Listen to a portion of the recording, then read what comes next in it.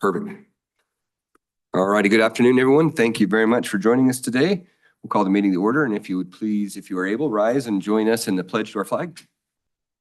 I pledge allegiance to the flag of the United States of America and to the republic for which it stands, one nation, under God, indivisible, with liberty and justice for all.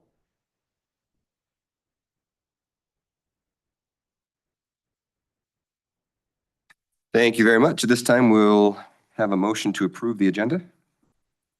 Move to approve. Second. All right. Is there any further discussion? All in favor, please say aye. Aye. Any opposed? Chair votes aye as well. Motion passes. 1.05 or 1.04. We'll get to 1.05 in just a moment, gentlemen. 1.04 is the introduction of our Elko County School District Student Board Member, Ms. Riley Byers. Ooh, I got the Dr. Byers, you get the introduction. I do. Be nice. I will be nice. I'll be very nice. So Miss Riley, I'm just going to read from, do you want me to add anything to it? No. Okay.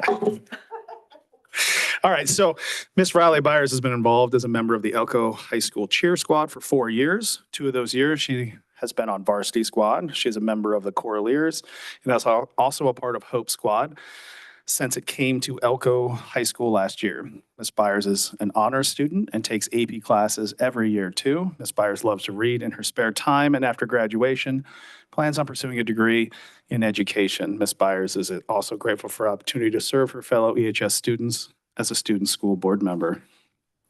She's also my daughter, my youngest, and I love her so much. Welcome.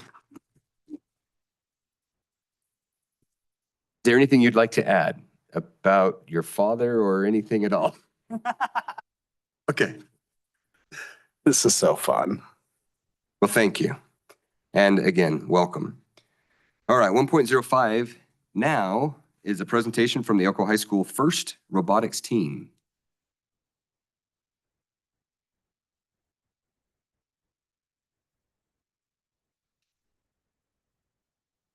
Hi, good evening.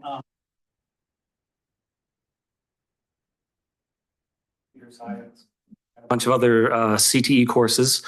This is 4 members of our team. We have about 15 members. We participate in FIRST for the FT season and the FR season. They build 2 different robots. So essentially we have 2 different teams going on. They get opportunities in the advanced manufacturing courses to do things such as learn how to use mills, lathes. We just got a new CNC mill as well. And they get to take the engineering and design skills they learn there and participate in this extracurricular activity of FIRST Robotics. I'm going to go ahead and turn the time over to them. Hi, I'm president of the club. My name is Brandon Carter. This is, I want to introduce yourself. My name's William Bailey. I'm the lead engineer and build team lead. My name is Trent. I am a coder and also a designer. I am Riley Smith, and I am the FTC representative.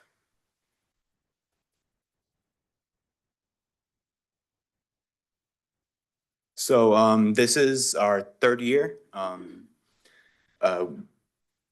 This is our 3rd year in this new team. We had a team pre-COVID, but COVID kind of squandered it. But we started up the team again after, and this is my 3rd year as well. I've been in the club the whole time it's been a thing. Just starting off, I've learned a lot from this club. I didn't think I would like it as much as I did going into it, but it is really helpful for what I want to do in life, and that's kind of what FIRST aspires to as well. So FIRST is a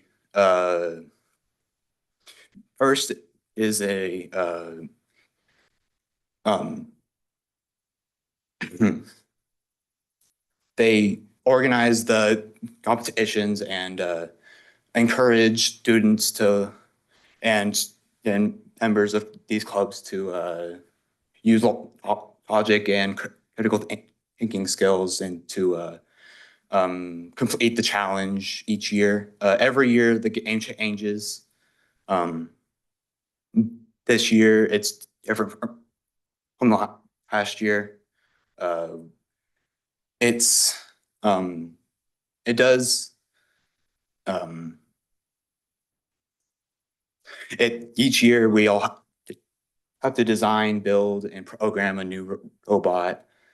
It usually takes like 8 weeks. We start pre-season, but we don't know the game until about 2 months before the season actually starts.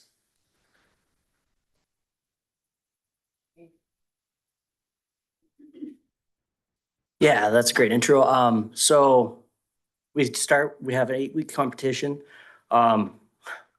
When the game is released, we hope to have our base completed, which we do. And it's a almost driving prototype. It's been proven years before. This base has competed in the past 3 years. It's a relatively sturdy design based off of the tank drive mechanism. But yeah, so in this game this year, we compete in an alliance of 3 bots to compete the game challenge, which is to manipulate both the PVC, pipe you see under there, and the balls, both called coral and algae. Yeah, shoot, but yeah, shoot. Our engineering process, so we begin each year by sketching designs and doing research off of other teams. In the past, we've designed our robots completely isolated from the other designs that the other teams have created. This year, we've done much more research into the proven methods behind how to compete. Next, we are the stage we're currently in, which is creating a 3D CAD model with all of the parameters and specifications that we need to meet to compete in the competition. The next step would be to manufacture. Currently, we're building our first CNC mill at the high school. It's a Langmuir Systems MR1, if you know about it. But it's going to be a crucial tool to enable us to build our robot this year. Also, we use 3D printers, conventional milling. We have a lathe to complete these tasks. Also, there's a great community behind the first competition where companies such as Andy Mark and Rev Robotics cooperate with other teams to create parts for robots to make this easier to design. And then, yeah, we put it together, we assemble, and then we go and compete, but not before we code. If our coder would like to fill us in. Code in Java, and most of the coding for the FTC bot is an Android app that you upload to the control hub from an Android. And it basically goes over the internet and controls the robot itself. For the FRC, that is a firmware imager stuff, and it has motor controller firmware and the main hub firmware. It's just a lot more complicated than FTC. Yeah, a larger robot. You want to talk strategy?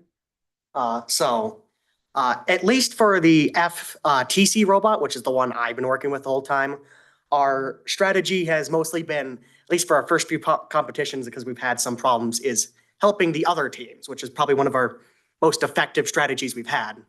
We did really well our first one, even without a way to score ourselves, because we didn't have a slope on the back like we do now. If you could twist that a little bit, Trim, man. Of course. That helps. Push, we were able to just use our motors to push pieces to the other team, and we did great. Because the most important part of the game is not even necessarily scoring, but it's working with your other teammate to make everything work better together.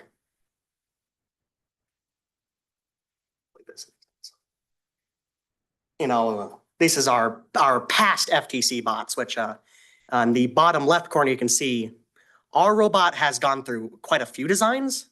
And that was our very first design that didn't really work too well. But this is our current one, and it did pretty good in our last competition. I think,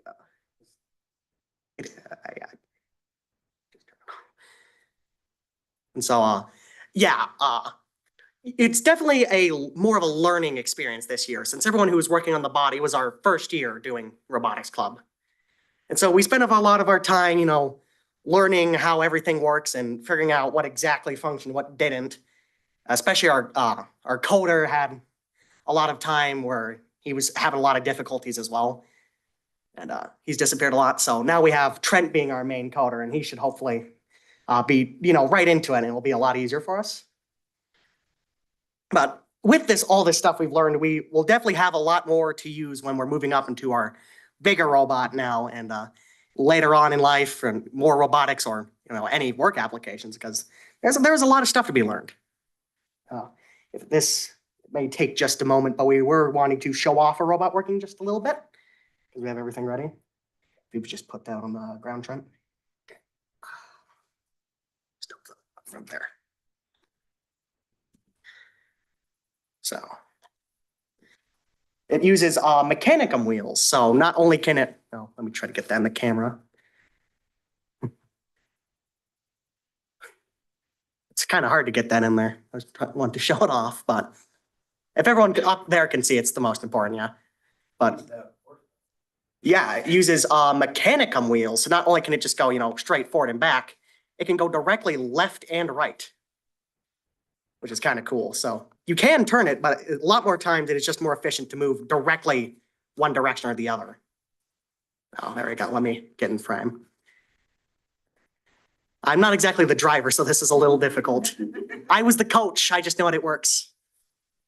And then up front here, we have our little elevator mechanism, which allowed us to grab a piece. So you'd open it up and would you go put a piece in there, Trent? Get that a little lower on the ground.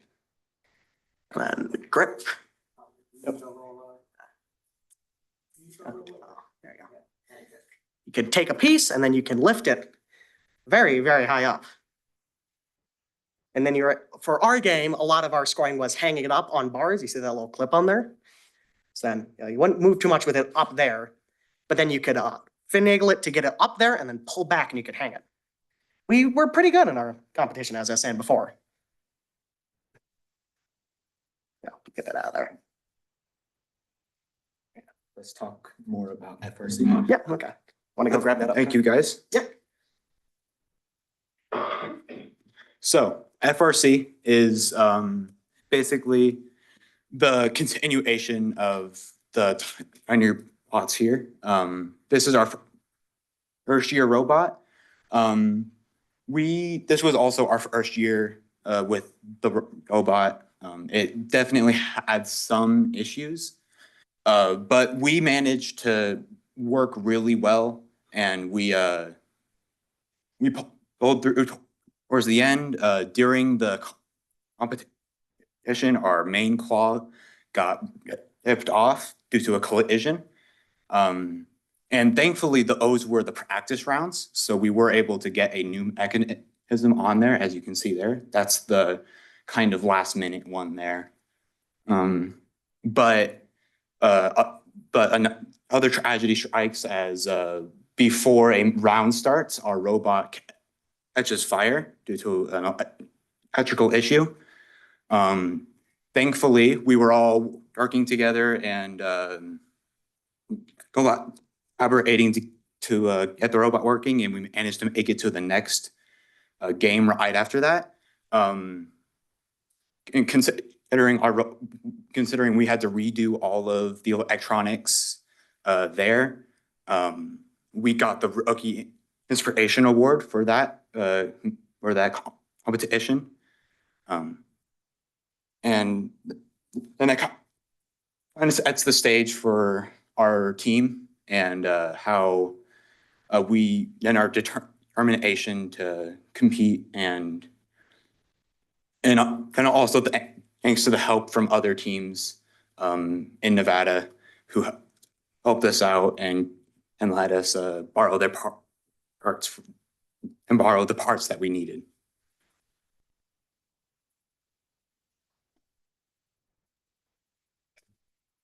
Last year's robot was a definite struggle. So last year, we made many advancements as a team. For the first time, we started being able to communicate, and we had a very amazing CAD design completed. But we struggled with supply chain issues, and we're not able to get any of the parts we needed. So we ended up unintentionally doing a robot in 10 days challenge, and the robot we competed with in Vegas was completed in 10 days. We did, compete very well. Our robot, as you can see, came very far in its design. And this year, we're hoping to make that same amount of improvement.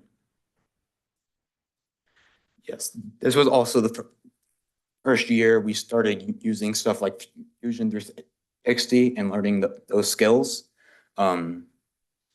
It's definitely the thinking I focus on the most is the design aspect, and we all use it. We're really using it this year for planning out our assembly, and I think all of us know how to use it pretty well. And then I'll talk about this one because it's, oh no, never mind. You can talk about this one. Are you sure? Well, With CAD. yeah, this is this year's challenge for this robot. You want to show those parts off? We need to take the algae off of the pipes there, you can see. We need to remove algae from the reef is what it's called, and then put the coral onto those pipes.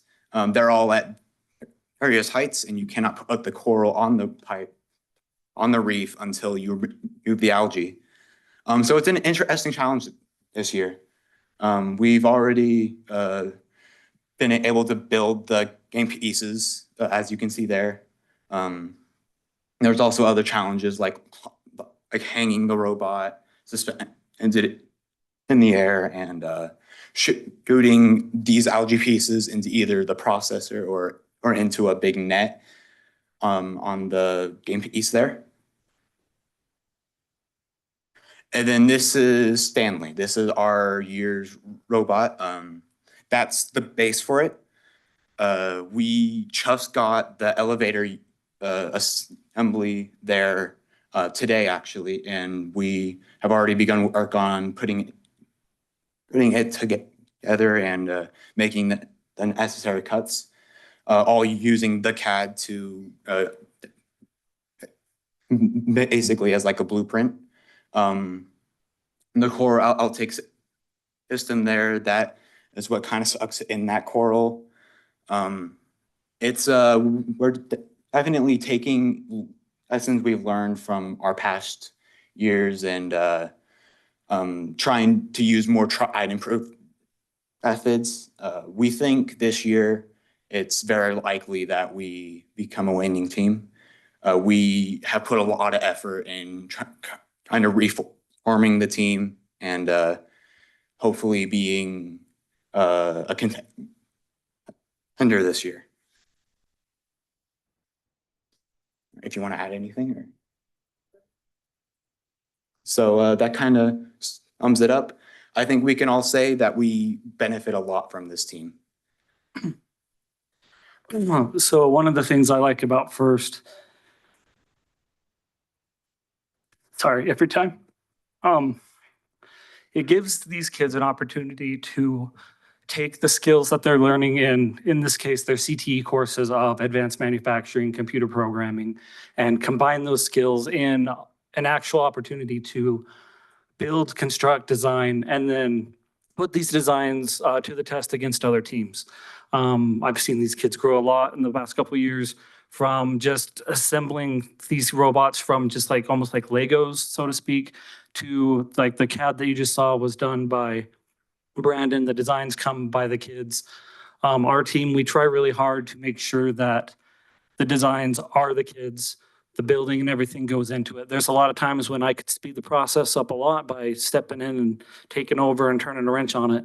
But one of the things we try really hard with our team to make sure that when they show up at these competitions with these bots, they are designed by them, they've built it, and they can take that hard work and show those different skills they've been developing and have opportunities to use them in a real case, because some of these robots, like the big one there, they could run anywhere from $5,000 to $25,000 by the time we get all the parts and things and the different electronics. And most of these kids, like, they don't have a CNC machine in their garage or a mill or a lathe. They don't have the funds to go off and build a robot like this.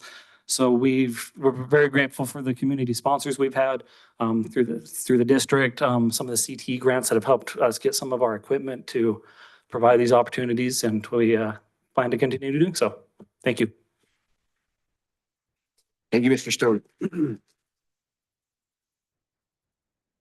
we have any questions for Brandon, William, Trent, or Riley? I don't have a question, just that was very impressive and that was a great presentation. Thank you. Thank you. We've got one quick question. Oh, go ahead, please. I don't have a question either. I was just gonna say good luck, and I'd love to have you guys follow up and tell us how you do at the next competition. Wish you the best of luck. Pretty impressive. Yes, absolutely. Please do follow up. The little one's the FTC? Yes. The bigger one's the FRC? I may have missed this and I apologize. What are those acronyms? What does that mean? First tech challenge. Okay. That's, I think it's more of learning the abilities of a robot while not having to worry so much about the manufacturing of it. So like incorporating designs and implementing them. The FRC is kind of like the final boss of first. It is like all the skills that you learn throughout the years, because it starts all the way in elementary with the first Lego League, which is like building Legos and learning to program and problem solve. And I didn't do it with first, but I did it with another program with Legos and stuff. But I did FTC first and then FRC, and it's kind of that like, it's kind of that learning curve between them. Yeah, you'll notice a lot with the FTC bots we saw too. You know, a lot of them are more similar design. Ours was quite the offshoot to most other people, admittedly, but you'll find a lot of them use very similar designs. So it's more of a learning how to make the robot. And I believe FRC is more what you can really do with those thoughts, you know, the basic pieces of a robot, what you can really expand upon and be creative with it. Great, thank you. I want to just add one more comment. It's been kind of cool this past year. We've seen elementary robot teams, middle school robot teams, and now we're able to see that progression through. So very cool. We appreciate it. And as Brooke said, please let us know how you do. Good luck. Thank you, gentlemen. Thank you.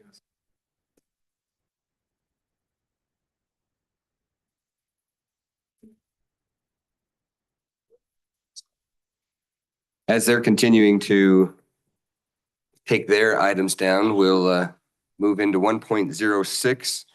Good segue for a CTE presentation. So 1.06 is to receive a CTE update from Heather Steele, our Elko County School District Continuing Education Facilitator.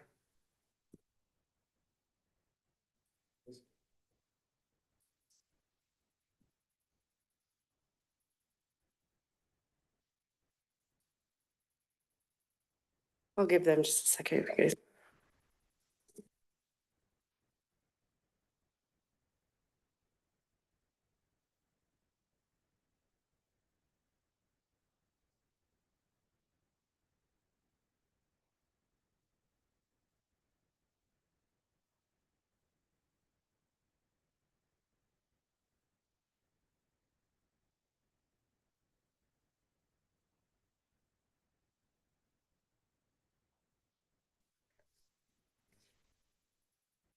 I'm Heather Steele. I'm the CTE facilitator, and I think my job is done here. Those kids did amazing. It was awesome to see and hear them use that advanced engineering design process, connect it back to their CTE program and the equipment that we've been able to purchase with the CTE competitive funds this year. So they just kind of wound it all up. I have a few more First, happy CTE month. February is always designated by the governor and the nation as CTE month, which is why I'm before you today to talk about all the amazing things that we're doing in Elko County School District with Career and Tech Ed. I am going to,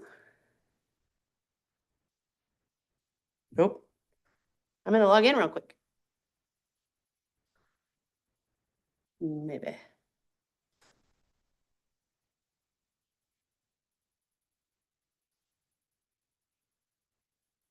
Oh, wait, not with the caps lock on.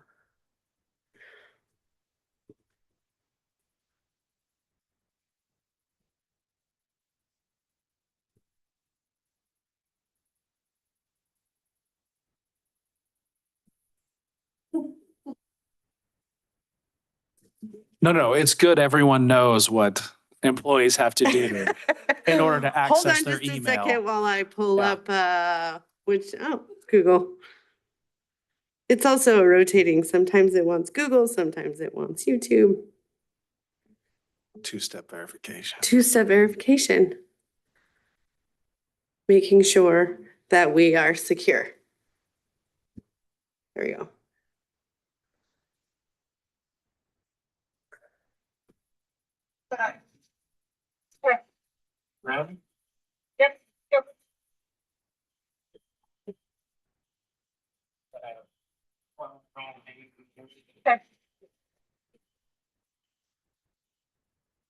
So those are our students learning how to be real life superheroes. From one of our community members, real life superheroes, Captain Floyd Davey. It was a collaboration between us and Elko County Fire Protection District that we were able to implement a fire science program this year at Spring Creek High. So I love that.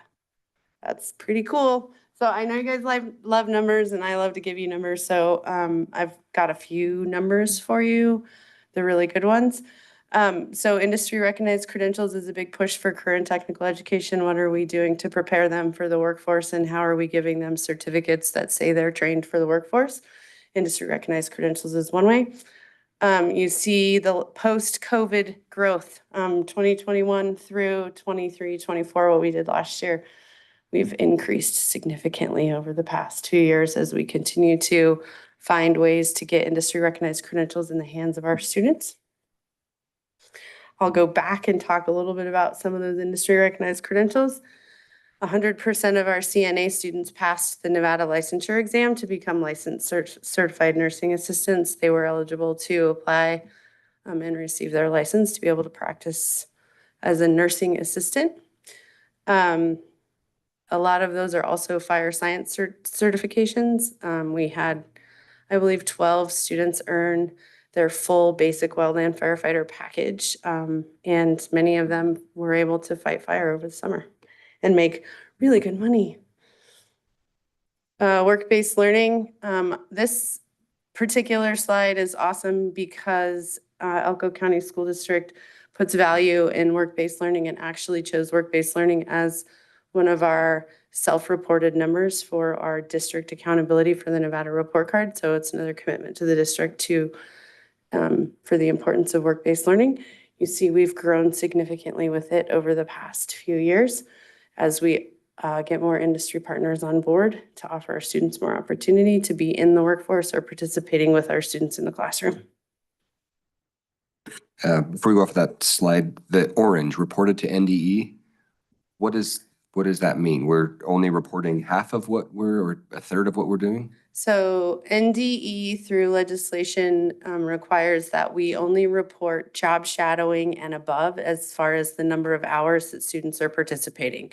Most of what we report to NDE are students who are in the workplace working or school-based businesses. Oh, thought that was off, sorry. School-based businesses where they're spending more time. So the blue bar, the work-based learning is other stuff that we report, industry recognized or industry tours, guest speakers, things that are happening in the classroom. So that's kind of an easy way to, the orange bar, it's much harder to get students placed in those opportunities, where the blue bar is pretty easy for us to get industry in our classrooms and working with our students. Welcome. So our CTE enrollment trends, generally going up for the most part. Where you see big dips, you see programs that were removed, or we didn't have a teacher, or we didn't fill a position. I can account for each one of those. But that's mostly where you see those drops, is loss of program and then trying to recover from that loss of program. Student enrollment by program. This one is still a little bit messy because we're still in the process of moving from our 3-year programs of study to our 2-year programs of study. So you see new programs or new names of programs coming in while old programs are moving out and things are being removed. And so it's not as clean as I'd like it to be, but next year, hopefully, and the year after that, we'll see exact numbers and not students spread out over different program names. I had a quick question on this one too, sorry, but You're fine, Jeff. I noticed there's agricultural welding, power and structure technology, you have 289. And then under welding, there's another 95. Are those duplicate or would that be separate or is No, that case by so case? ag mechanic or ag welding, power and structure systems is a program underneath our ag programs. Welding technology are in schools like West Wendover and Carlin that don't have the ag program. So they Okay. are 2 different programs for sure. I just noted that's when you combine those, that's quite a few students. Yeah, so. it is quite a few students. Yep, for sure. Other questions about those program names? That was a great question, Jeff. Thanks. Okay, so then my presentation to keep me on track. I align with the ECSD strategic plan and those points that have been outlined. These are the points that have been outlined under Pillar 1, students prepared for the future that are related to CTE. I could go into the whole strategic plan and tell you exactly how each point is related to CTE, but I won't do that. We'll just stay on track. Point 1, under that is expand CTE pathways and offerings. So kind of in the last year and moving into next year, because I'm already working on FY26 at this point, we're still in that, like I said, transition period from 3-year programs to study to 2-year programs, and we're almost there. It's going to look a lot better on our numbers and be able to plan things in the future when we get that stuff straightened out. The Nevada Department of Ed funded our CTE Parapro project for 24 and 25, and we are thankful to them for doing it. Before it was ESSER money, COVID money. They have decided that we have been so successful with having parapros in our CTE programs in our high schools that they have continued to fund it with some fund they have there. We are anxiously awaiting their decision to do so in the future, so that we can keep those 5 paraprofessionals on staff and supporting our students in our CTE program. The kids here talking about and using all of that advanced language that they were using, some of us which we didn't understand, you can see why students with special needs might need additional support in those programs. Elko High School, we started the advanced manufacturing technology. That was a competitive grant for about $100,000. Digital game design is kind of all in line with that. We brought back drafting and design. I missed hospitality and tourism, and then dental assisting. Dental assisting is not technically considered a CTE pathway because we will never be able to offer a full sequence because it's a special project with TMCC and the Nevada Division of Health and Human Services. Jackpot High School, I'm going to brag on them for a minute. We were able to bring health science and EMT into their community. The English teacher at Jackpot High School is also the EMT coordinator in Jackpot. So we're working combined together to be able to train EMTs in Jackpot, which is something that's sorely needed. They were designated a STEM school by the governor's office last year. And we spent time on Capitol Hill and in the governor's office with kids related to the governor's Office of Economic Development Individual Career Mapping Project. This year, those kids will be returning to the governor's office. They will be on the floor of the legislature as well, talking about the things that we have done with them in Jackpot and individual career mapping. All of them were able to earn their ACT Work Keys National and CRC, National Career Readiness Credential, which is pretty impressive. They started the Green Our Planet Hydroponics Project. They have been there, and that's blending in with the $60,000 we got to build a community greenhouses in Jackpot this year. All part of this building of STEM in Jackpot. The hydroponics students, which are middle school students, have also been asked to Carson City to be on the floor of the legislature. So we're excited for that. Okay, Spring Creek High School. We brought fire science in through cooperation with Elko County Fire Protection District, and we are so thankful for them. The dental assisting program through TMCC. West Wendover High School was also able to get on board with the dental assisting project through TMCC. Our middle school teachers are in collaboration with Clark Lane and Carson City, are working right now on building a comprehensive middle school CTE framework through grant funds that we received in order to pull those 4 counties together to develop something so that we can get CTE in middle schools better. Looking forward into 25-26, minus the legislative session and watching legislation, I've applied for almost $1.3 million in CTE competitive grants for FY26. This is to bring the programs of energy technologies and fire science to Elko High School. West Wendover has gone from 5 welding students to 60-some welding students in 1 year. So we've applied for a welding lab remodel so we can get more booths, more machines, more access for those kids that want to learn welding in West Wendover. And then we've reapplied for the Wells High School Theater Technology Program. I know you guys have heard a lot about them. They have been using every way to split and match funds that they possibly could to get the equipment that they need. I also know you guys saw some of the equipment that they needed in action. And so they're doing amazing things. And we're hoping that they will be funded again will be funded this year. They didn't get funded last year. I'm in conversations with Nevada Works about the NSF Engines grant. They want to use Elko County as a pilot project and that's wrapped up in UNR and in bringing employability skills and putting employability skills into our students' hands. And then Be Here NV, which is Behavioral Health Education, Retention and Expansion Network of Nevada, is looking on putting together a huge $400,000 for the next 4 years or 5 years or 10 years, I can't remember, program to promote careers in behavioral health. Through having conversations with students, we're seeing an increased number of students interested in entering mental health fields. A lot of them want to get into social work. They want to get into mental counseling, things like that, because we've made it a thing for us now. And so Elko County will also be the potential launch point for camps and exposing students to what careers in mental health look like. So we're excited about that. Under collaborating with the Mining School of Excellence, with the changes that GBC has experienced, the Mining School of Excellence is no longer a building, it's a concept. We are in the process of working with the Nevada Mining Association, Nevada Gold Mines, Kinross, and the Nevada Department of Education to finally develop a pathway in resource extraction. Luckily for us, lithium came along and all of a sudden mining is a much bigger deal in Nevada than it was in Elko County.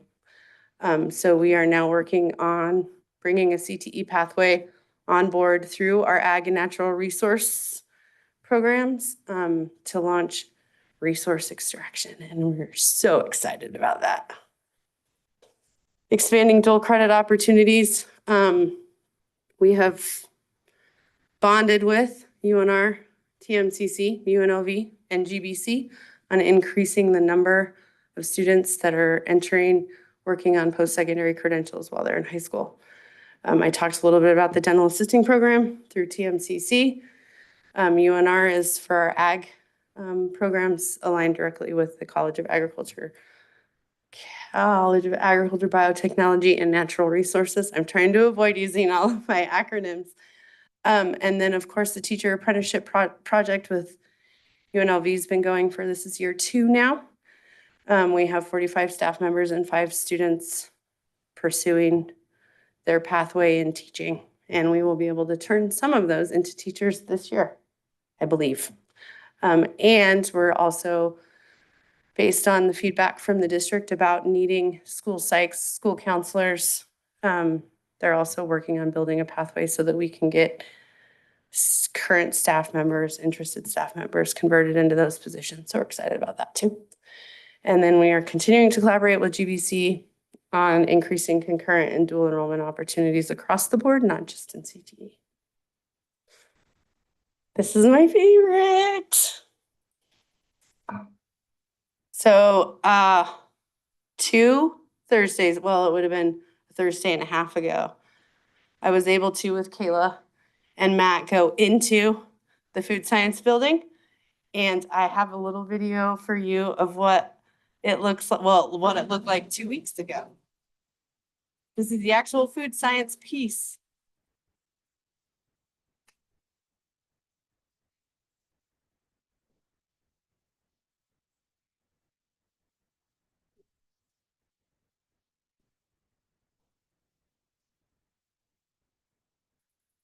It looks like a building.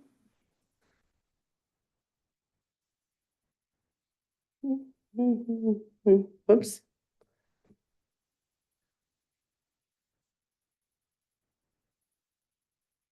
There it is.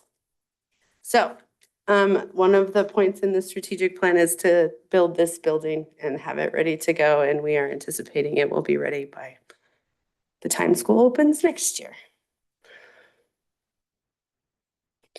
Just a few other points, if that's okay. Well, I appreciated your presentation of Riley. You forgot to say that she's a CTE completer. I'm just going to say that right now. I apologize. Should have said that too as well.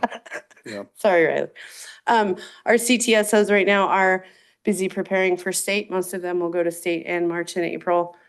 Kids are going to be ready to compete. And so hopefully soon I'll be sharing with you all of the ones that qualified for nationals. So we wish them all luck as with our first robotics as well as they move quickly into competition season. Thank you, Ms. Steele. Comments or questions? Can I just say thank you for all that you do, and I love that you bring your enthusiasm all the time. Thank you, Susan. I appreciate that. I feel like, well, you want to go? I was just No, gonna no, say go ahead. thanks Go for the ahead. pics. I've loved seeing the updates on that new food science lab, so. Sorry, I didn't see that. I apologize. I didn't see it.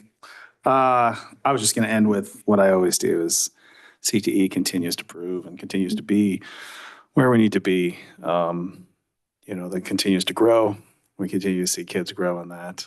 The robotics was fantastic, but we continue to see this other stuff. I'm excited to see what the building behind you does. And I'll just end with my usual, that CTE is definitely the future and we will continue to see that. So. Thank you. Thank you. I don't want to bring us down. The $1.3 million, how much of that is secured or could be delayed at a federal level? It is state funds. Okay. State funds, so it should not be delayed at a federal level. Okay. We have not received any word on it yet. I do believe they were supposed to bring together the committee that judges our applications this week. So hopefully we'll hear in the next couple of weeks before I have to write the allocated grant. So I'll know what we need to do with our allocated funds. And all of that will come out of the same committee? Allocated is money we get every year. We just have to write a budget for it. The competitive is we compete with everybody else in the state. The pool this year, I think, is about 4.3 million. Last year we got 1.077 million. So I had to up the ante just a little. Okay. I'd like to echo, thank you very much for everything you do. You're welcome. Appreciate it. Thank you.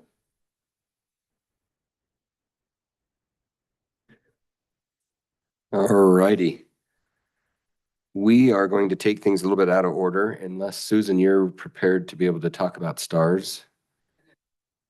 You are not in charge of S.T.A.R.S, so that would be Miss Adriana. Yes, you're no longer on S.T.A.R.S. Do you want to talk about S.T.A.R.S or do you want to wait until CJ comes back?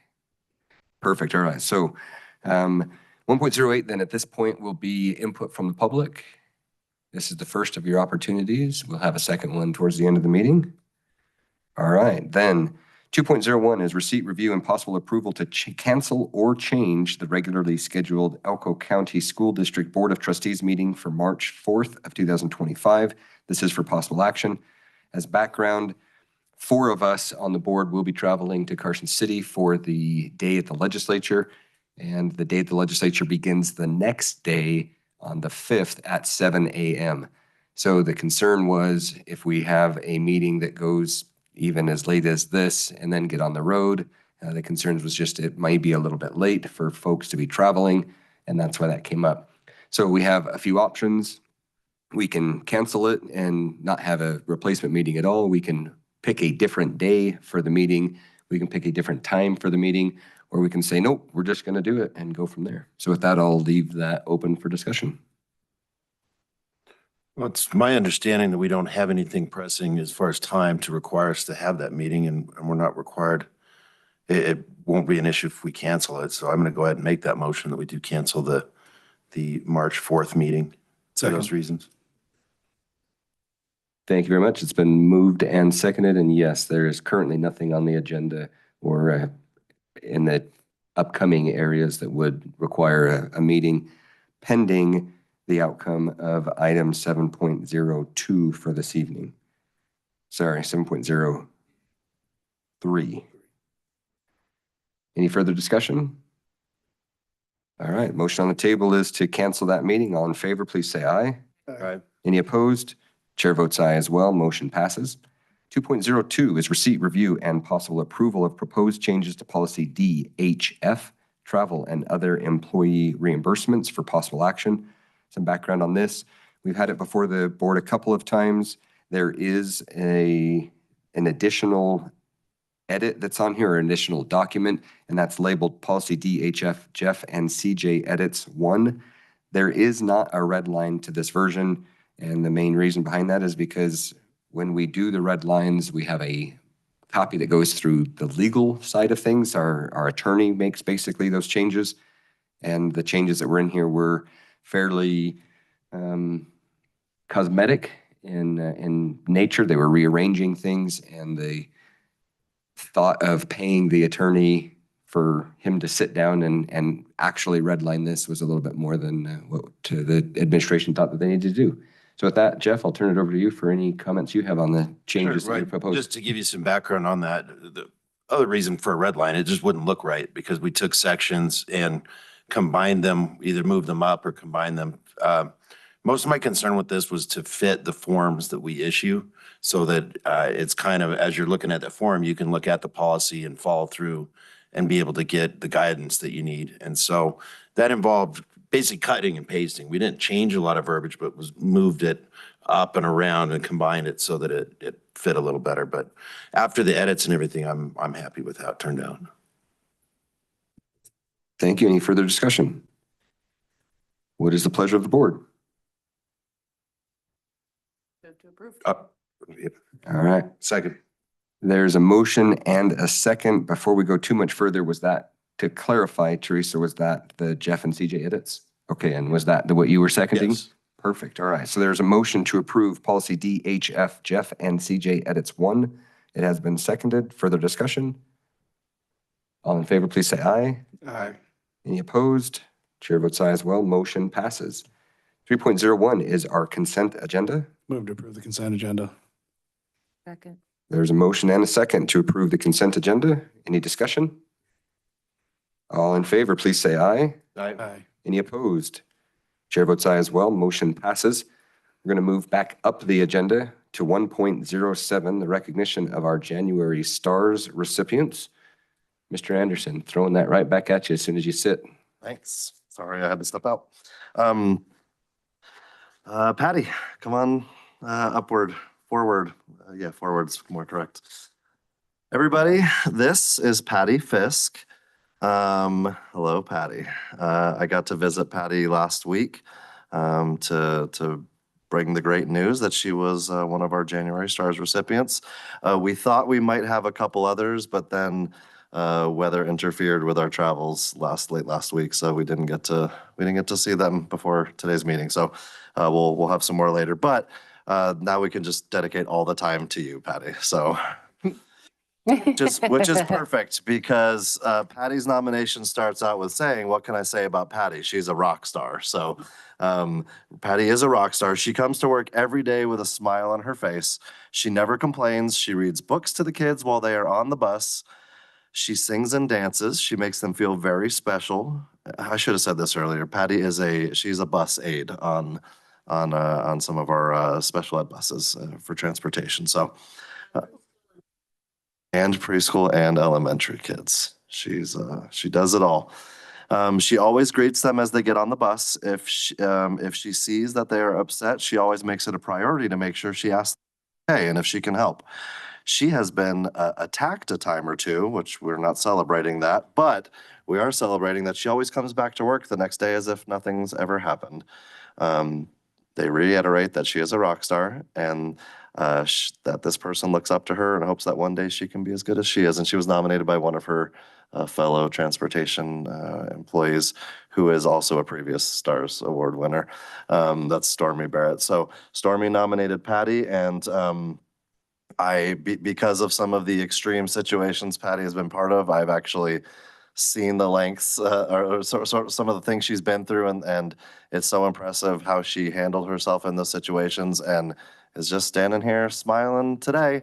I mean, she worked a long day and then worked and made her way on over here to come visit all of you. So. But she came over here with a big smile on her face, and we just really appreciate Patty so much. And it was nice to have all her. She had a whole bunch of coworkers that were there in the room with her to celebrate her, and they all were excited to be in the picture with her too, because they're like a good little family over there. Yep. So anyway, Patty, congratulations on being a S.T.A.R.S award winner. Yes. Thank you very much, Pat. And have you go around and shake everyone's hand if you before would. we do that, I just want to add, not only is she amazing as a bus aide, but I have had the privilege of having her on the bus that I was driving. She gives really good directions too. So we appreciate that as well.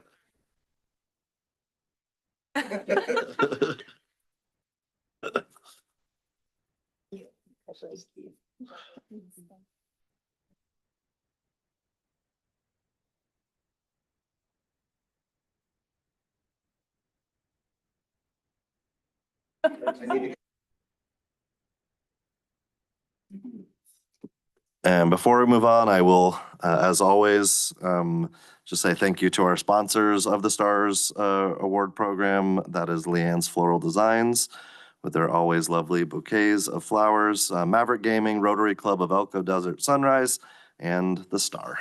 So thank you. Thank you again, Patty, and thank you to our sponsors as well. Mr. Anderson, we are back to 4.01, so your report is next. You've already moved through a 2.0 and wow, okay. We are on the ball. I am slowing us down. Great to be here with you today. Since I guess the last time we were together, I did have an opportunity to go present to or be with the superintendents as we presented to both the Senate and the Assembly at the legislative building regarding priorities of NAS, which is in the INVEST document that you all wrote a resolution to support. So just reporting that I went there, did that, and really good. The Assembly presentation I thought was especially well received, and as we know from an email we received from Cassie via Jeff, or from Jeff via Cassie earlier today, there are quite a few bills or bill draft requests that have to do with education, and so there's a lot. It's going to be a big conversation, and it's not going to be the last time that we have an opportunity to have our voice heard. I love that you all are planning on going, or a bunch of you are, in a couple of weeks. I've been asked to come speak specifically with a couple other superintendents on school safety measures and the work we're doing with our school violence prevention project. And so I'm excited to share the good work, but also juxtapose it with the lack of resources we have. And the only reason we can do it is because we're getting it from federal sources and other areas. And so really just trying to do our best to paint an accurate picture of what it means to provide quality, equitable, and Yeah, quality and equitable education for our students in rural counties specifically, and always trying to put to the forefront of their minds the difficulty with which we implement that at some of our campuses that are very unlike any school many of them have ever visited or certainly attended when they were younger. So, yeah, that's right now. We're because the legislative session has started. We are between me and Cody and Cassie and some other folks where it feels like every day we got something going on with that, whether it's doing presentations, preparing them, working on fiscal notes for bills, et cetera. So very much at the forefront of our mind, but we also have a lot of great things going on as Heather highlighted and CTE month. And I've already more or less roped her in to come in to present on the radio show with me next time to highlight the great things in CTE. We also have a lot of our winter athletics season is wrapping up, and we were excited to find I don't know all of the results of every sport, but we have several teams going to the state tournament this weekend and starting in a couple days. So lots of great things that are happening in our district right now, and really appreciate your support. Oh, Matt and I also got to judge at the FBLA regional event over at the church up the street here, and one of our attendees here, Brian Gale, Commissioner Gale, was also there judging. So that was I didn't check with Brian on how much he loved it, but I know he's been there years before, so he keeps coming back just like we do. So he must love it as well. It was a great event and well run by Danielle Runyon, who's the sponsor out in Wells, and so that's kind of what's been going on.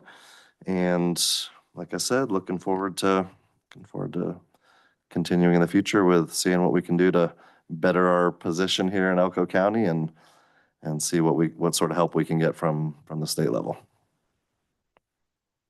And I'll stop there. Thank you, Mr. Anderson. Comments or questions for our superintendent?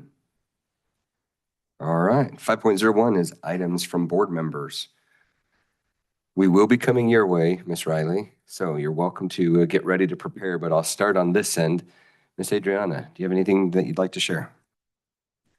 Just want to say about the S.T.A.R program, this is just having here Mrs. Heather Steele is just to prove that we have amazing teachers and this is a great program. Thank you, all of you, for everything you do.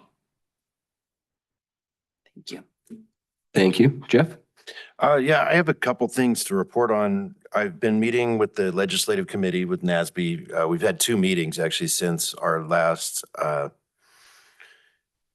board meeting. One of them was yesterday, and I had those attachments sent out so you can kind of review those, both the Assembly and Senate bills that have been put out. But there's a priority one that we've kind of looked at here, and then one that I have to add to it that was, forget what the attachment was labeled, but you see it has 6 items. But just to briefly touch on those, Assembly Bill 49 revises some provisions related to education personnel, and we're watching to see how that goes. AB 156 actually deals with salary of members of the Board of Trustees for certain school districts, and how they're talking about changing some stuff. And that ties in with Assembly Bill 195 here. I have that's not on the sheet, but yeah, maybe want to look into that one too. Has to do with allowing voting by appointed school members. That's down in Clark County. And just we're sticking with the fact that the NASB feels that the elected board members are the ones that should have the voice there, and we're not necessarily in favor of appointed board members at all, let alone voting. But also that one deals with term limits and cleans up the language on that. And that could apply to some of us where we were appointed, like, for example, myself for just over a year, or I don't think it was a year, but that can affect my term. Like, if this goes through as written, I would only be able to serve 2 terms elected because the third would put me over 12 years. And so that's in there. I'm kind of watching that close. Excuse me, I just yeah, want to go make sure ahead. we're clear. So you're clarifying though that not necessarily appointed because of a board an empty board position, they would create a board, an Yeah. appointment for somebody of the community. This one specifically deals with Clark County, where their board is made up of 7 members that are elected. Yep. And then they have 1 that is appointed by the county commissioners and 3 that are appointed by the 3 largest municipalities in Clark County. And it's kind of a model that they started down there, and it's done based on population is how they're able to do that.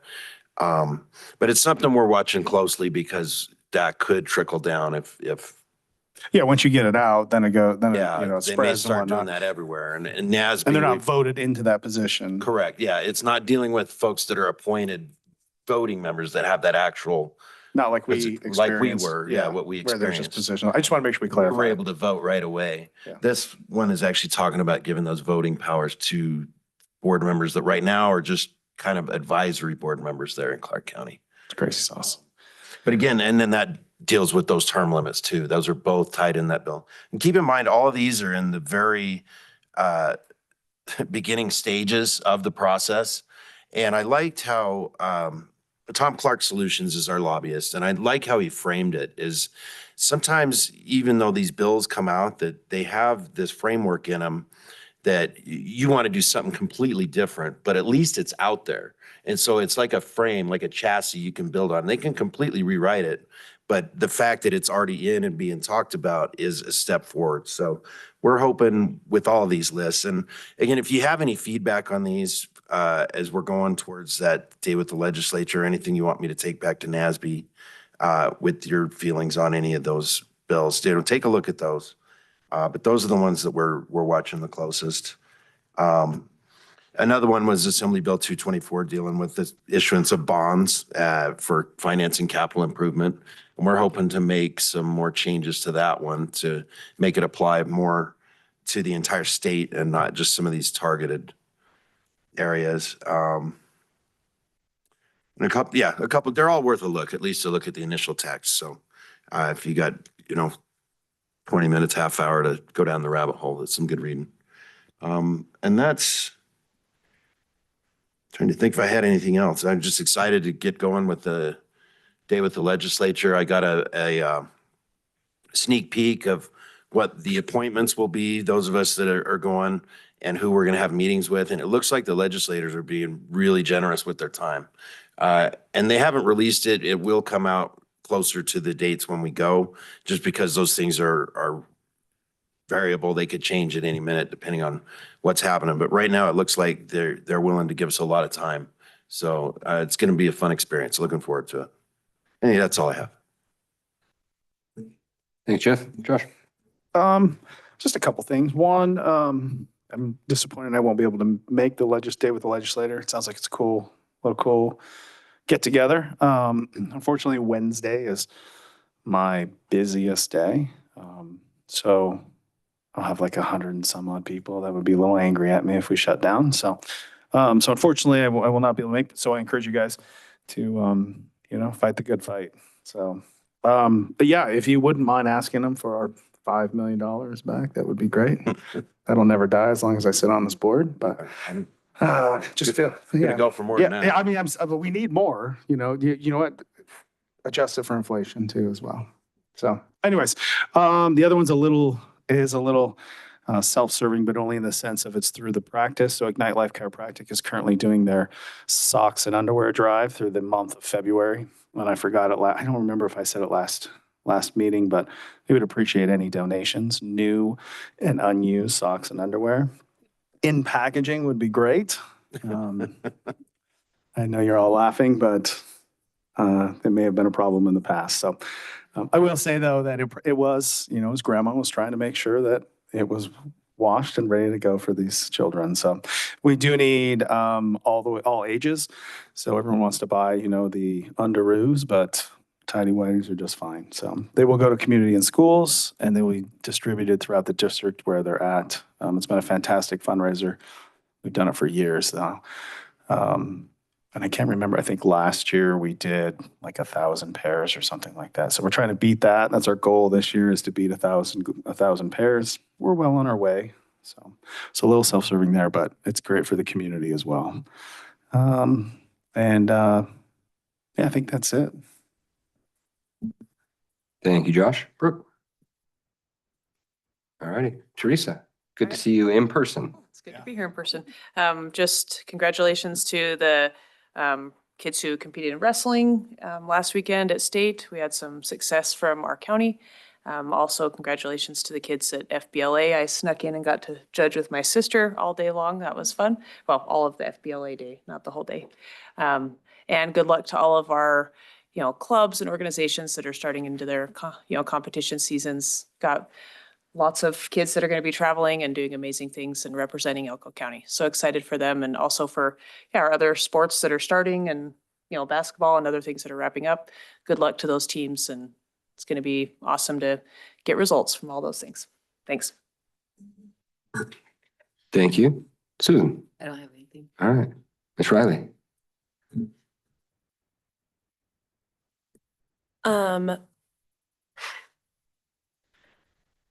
Sorry. What's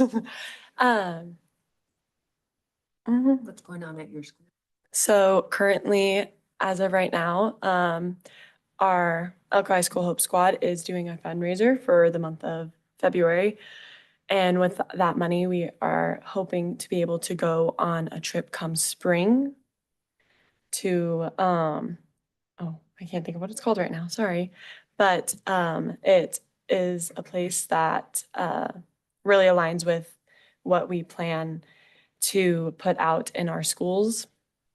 And it's just a great bonding moment with our Hope Squad members.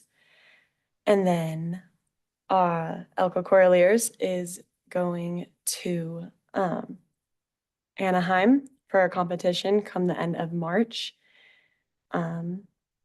Back to Hope Squad, I forgot, sorry. We are hosting a movie night next Wednesday, I think at 6:30.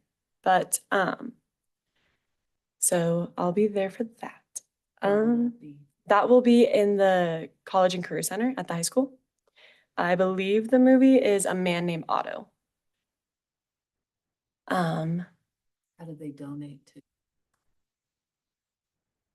Oh, so our fundraiser, all of us got a February calendar, and you could pick a day, and so you pick the 15th, then you would donate $15 and you get 15 raffle tickets put into a raffle, and there's multiple prizes. There's a basket from Ignite Life.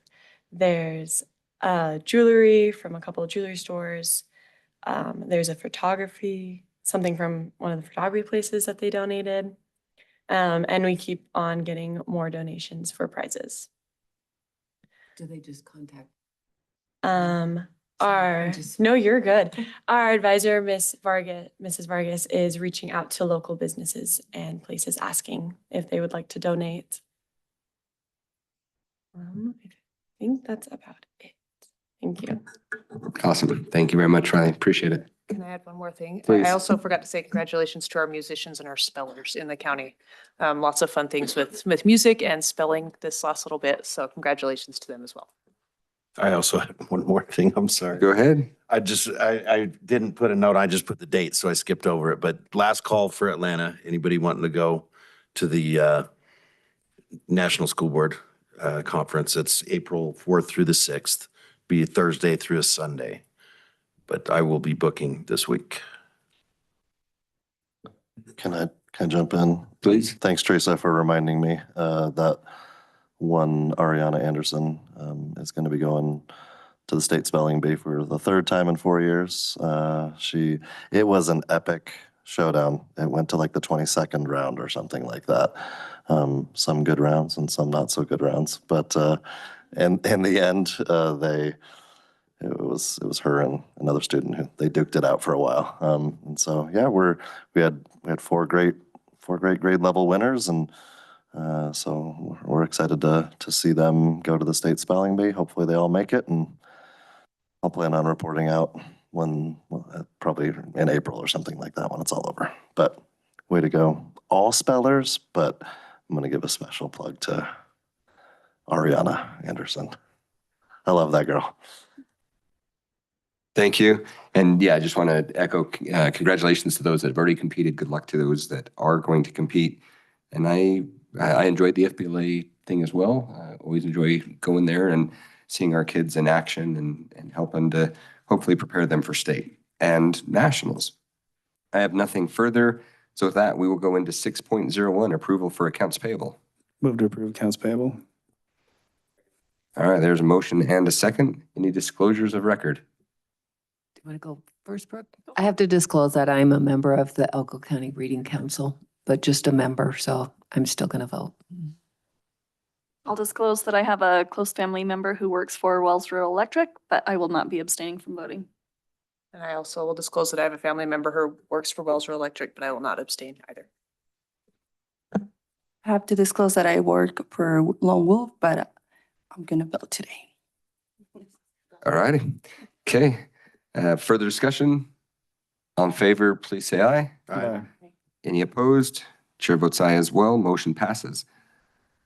We're moving into the closing of our meeting. And this is a little bit interesting the way it's put together. And this is because we're going to go into a closed session. So we are going to open an item for discussion only. It is a non-action item. We'll take input from public on this item and then a second area for input from the public before we go into closed session. Then the board will discuss. We'll come back from closed session and have possible approval of the 2025-2026 school calendar. So with that, this is receipt and review of the 2025-2026 school calendar. And again, this is a non-action item. There is public comment that has been submitted for this. And I'm going to read two of them from Kristen Hawley. Hello, first of all, thank you for all you do in your time. My name is Kirsten Hawley, and I have 3 children who attend Jackpot Combined School. Unfortunately, I'm not able to attend the meeting, but I wanted to be on record stating my support for the proposed dates for the upcoming school year. However, I did want to publicly voice my concerns about the start and release times being the same time for the younger kids and the older kids at combined schools. It causes a good amount of chaos, especially during release times. New student drivers, parents, and students on foot are trying to navigate a tiny space at the same time. It is confusing and frustrating to all who participate. A staggered release time alleviates this. You're more than welcome to read this during the meeting. Again, thank you for your time and consideration. The second one I'll read in just a moment. Any public comment at this point? Mr. Gale. Thank you, Brian Gale. That's me, not Matt. Yeah, I just oppose starting school in August. For the ag families, it makes a big difference, a couple of weeks. I'd rather start it in October if we could. I realize that's not an option, but starting an extra week earlier in August really stifles some of our help. I mean, they'd rather start in August. They'd rather start in July. Their dads need their help. That's all. Thank you, Commissioner Gale. Any further comment? I apologize. I am trying to find one specific email.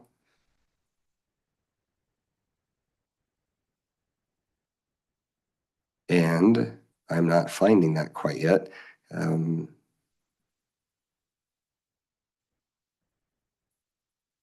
So if you'll bear with me here. Here it is. All right, this is the one I was looking for. This gives a little bit of background. I am going to read this into the record because it gives some background on what our collective bargaining units have put forth and why they have put this forth. I may go a little over the 3 minutes and I apologize on that, but I'm going to take the pleasure of the chair to do so. Dear Elko County School Board Trustees, I am writing on behalf of ECTA to provide feedback and support for the proposed adjustments to the 2025-2026 school calendar. The proposed changes reflect a commitment to enhancing student academic success, and after careful consideration of the board's comments, we are submitting our formal input. Following the board meeting on January 21st, 2025, the presidents of ECTA, EXO, and EXA met to discuss the proposed calendar. A revised proposal was then put to a vote among the membership, with 410 out of 530 members participating and 95% support in favor of submitting calendar F for your consideration. This proposal has been carefully crafted to address the needs of our students, staff, and families, while also aligning with important community and logistical factors. The proposed start date of August 18 and the decision to conclude the school year prior to June before key community events such as the Mine Expo are crucial adjustments. By concluding the school year before these events, the district can avoid disruptions to families, particularly those with students graduating or participating in these events. Additionally, this timing helps prevent increased demand for lodging and amenities in our small communities during the peak of community events. Ending the school year before these events also ensures that students, especially those in the senior class, can fully participate in graduation without competing for limited resources. Regarding Friday student contact days, the historical attendance data indicating approximately 83% student attendance on Fridays is a significant concern. The irregular attendance on these days creates inconsistency in the learning environment, making it challenging for both students and teachers to maintain academic progress. Many high school students rely on Friday work shifts to help support their families or save for college, just as the haying season creates difficulties. The lower Friday attendance further disrupts academic continuity. Reducing or eliminating Friday contact days would address this challenge, allowing for a more stable and consistent learning experience. Concluding semester one before winter break would provide substantial benefits for student success. For secondary students, wrapping up the semester before the holiday break allows them to complete finals and reflect on their learning with a sense of closure, setting them up for a fresh start in the new semester. This smooth transition ensures that students return from winter break with renewed focus and engagement without the stress of 2 weeks spent reviewing and completing finals in the semester extended into mid-January. Additionally, for students transferring in or out of the district, this approach ensures that they begin the new semester without the complications of adjusting to a new academic term in mid-January. For our high school students, many of whom participate in extracurricular activities, balancing academics in these activities is a key part of their development. We recognize that students involved in sports clubs or other extracurriculars are responsible for maintaining their academic performance alongside their commitments, and it is expected that they will uphold the academic standards set forth by the NIAA. We believe that ending semester one before winter break will not negatively impact these students. In fact, we anticipate that this change will help them better balance their academic responsibilities and extracurricular pursuits, supporting their overall success without compromising either area. For primary students, concluding the semester before winter break allows teachers to avoid spending valuable time in January reestablishing classroom expectations while at the same time focusing on assessments and report cards. Instead, teachers can dedicate their time to re-engaging students in their learning, helping them settle into routine and diving straight into new content. This transition promotes better academic continuity and ensures that young learners remain on track as they move into the second semester. We believe that Elko County School District staff will be able to appropriately assess student achievement prior to winter break. The report card policies and primary grades reflect growth, and primary teachers are able to assign grades based on a variety of student performance tasks rather than relying on end of quarter final. We recognize that any adjustments to the end of semester one may raise concerns, but when considering the academic success of our students, we believe that concluding this semester before winter break is a positive change. It helps ensure that students stay engaged, maintain academic momentum, and return from break ready to tackle new learning. To ensure compliance with the instructional minute requirements outlined in NAC 387.131, we propose that the current plan for instructional minutes be based on a 146-day school year rather than 150 days, while still allowing for padding to account for emergency closures. This adjustment will maintain the required instructional time as students in grades 7 through 12 must complete 59,400 instructional minutes, and students in grades 5 through 6 must complete 54,000 minutes over the course of the school year in accordance with NAC 387.131. Upon reviewing the current instructional minutes for each school within the district, we believe that significant adjustments to extend the school day are unnecessary. By proactively padding instructional minutes throughout the year, we can provide flexibility to accommodate any potential closures or disruptions without sacrificing valuable learning time. This approach will ensure that our students continue to meet academic benchmarks and avoid losing instructional time due to unforeseen events. Aligning spring break with Great Basin College will further benefit student success, particularly for those enrolled in dual enrollment programs. A unified spring break schedule allows students to manage their high school and college coursework more effectively without the added stress of conflicting academic calendars. This alignment also benefits families by reducing logistical challenges and providing greater consistency in their schedules. Lastly, maintaining typical break lengths, 2 weeks for winter break and 1 week for spring break is essential for academic success. Adequate breaks help students rest and recharge, preventing burnout and ensuring they return to school with renewed focus. These breaks are critical for helping students stay engaged and motivated throughout the school year, which ultimately improves their performance and academic outcomes.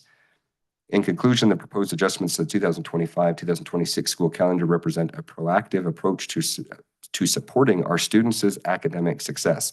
We appreciate your consideration of these proposed changes and believe they will have a positive impact on our school community. Sincerely, Natasha Martin, active president. Okay, I'm going to breathe for a moment. The reason I felt it important to read that in is because I wanted the community to understand that this is not just a willy-nilly decision, and that is part of the negotiations. So this came from our collective bargaining units. As a board, we will go into closed session and we will enter into discussion as to any negotiations that may come back. But I felt that it was important to read that in. With that, are there any further public comments?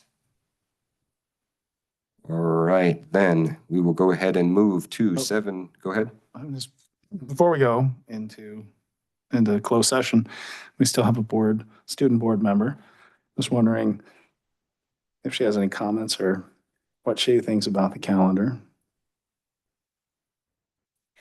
As a senior, I won't be able to, if this is what gets voted, I won't be able to get to do the schedule. But from a student perspective, I actually enjoy the way you guys have it set up and everything.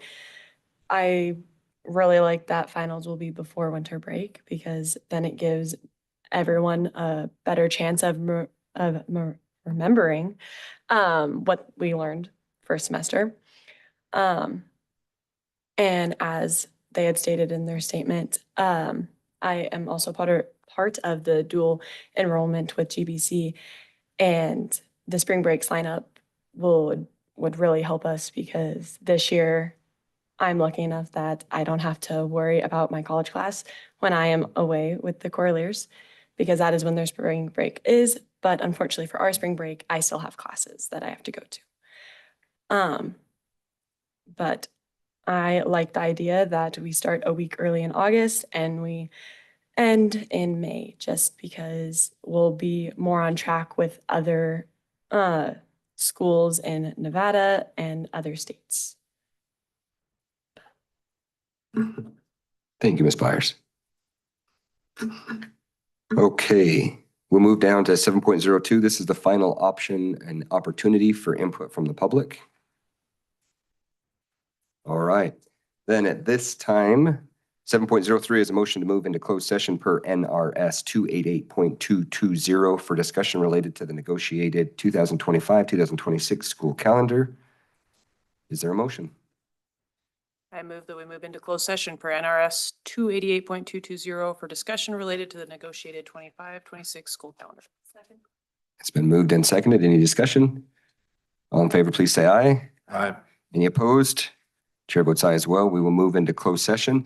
If I can have anyone that would like to stay for this, relocate down the hall to the reference library, I would greatly, resource library. I would greatly appreciate that. Mr. Krinker, we're going to keep you here as our negotiating team. Should we take a 5-minute recess? I was going to just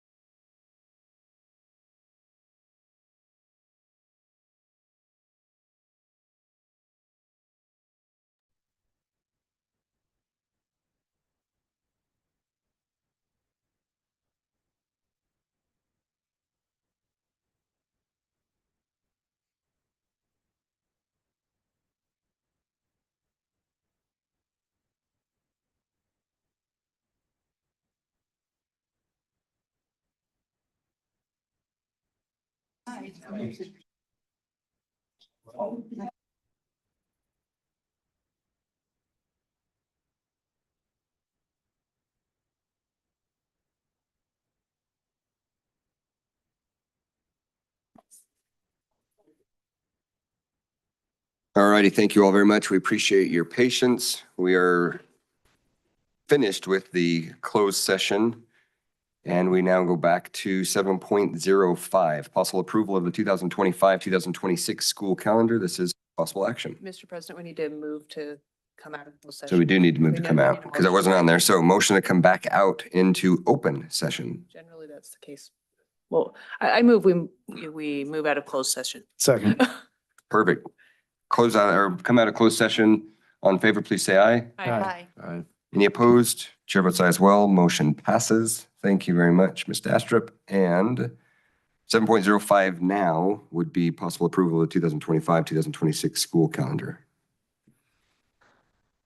What is the pleasure of the board? I'd like to make a motion to approve the calendar as given. Second. Motion second. Any discussion? All in favor, please say aye. Aye. Any opposed? Chair votes aye as well. Motion passes. Thank you very much again for your patience. We appreciate that. And we are going to adjourn the meeting. As a reminder, we will not be meeting at our first meeting in March. So our next meeting will be March 18th in Owyhee. Thank you all very much. Safe travels home. Have a great night.